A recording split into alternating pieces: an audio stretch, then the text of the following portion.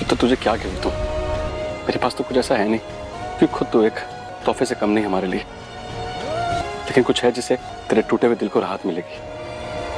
आलिया, आसमा से माफी मांगो। आसमा, आई एम सॉरी। मुझे प्लीज माफ कर दो। मैं जानती हूँ कि मैंने जो भी किया वो सही नहीं किया। अपनी ख्वाहिशें पूरी करने के लिए मैंने गलत रास्ता चुना। उठो Alia, I am really sorry Asma. तुम्हें माफी मांगने की जरूरत नहीं है, क्योंकि उससे कोई फर्क नहीं पड़ेगा। जिंदगी में आपको हर दिन कुछ नया सिखाती है। कुछ सबक ऐसे होते हैं जो आपको जिंदगी में आगे बढ़ाते हैं, और कुछ आपके हौसले तोड़ कर रख देते हैं। मुझे भी जिंदगी ने कुछ ऐसा ही सिखाया कि कभी भी किसी पर भी भरोसा मत करो।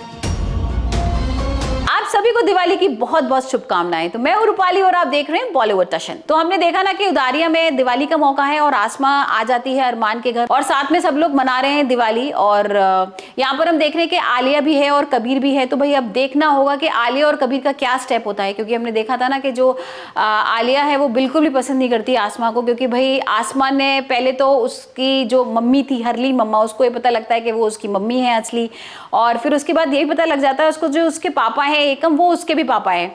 तो अब कहीं ना कहीं आसमा उसकी बहन है, तो आलिया तो बिल्कुल ही पसंद नहीं कर रही आसमा को। और वहां पर दूसरी तरफ जो कबीर है वो पागल है आसमा के प्यार में, तो वो बिल्कुल नहीं चाहता है कि अरमान उसके पास आए और मतलब वो लोग साथ में दोनों रहना शुरू कर दे।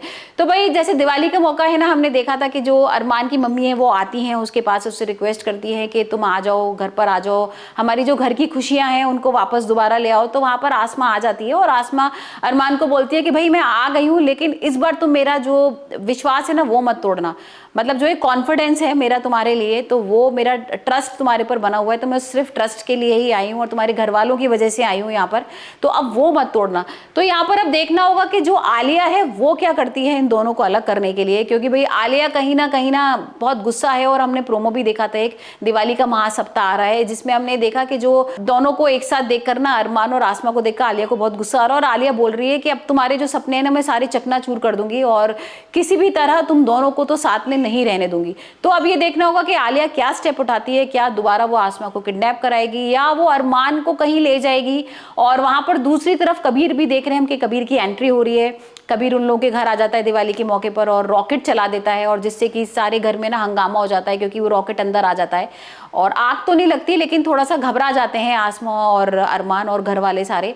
तो वहां पर कबीर भी ये बोल रहा होता है कि अब मैं तुम्हें चैन से नहीं जीने दूंगा अरमान, और मैं अपनी आसमा को पाकर ही रहूंगा।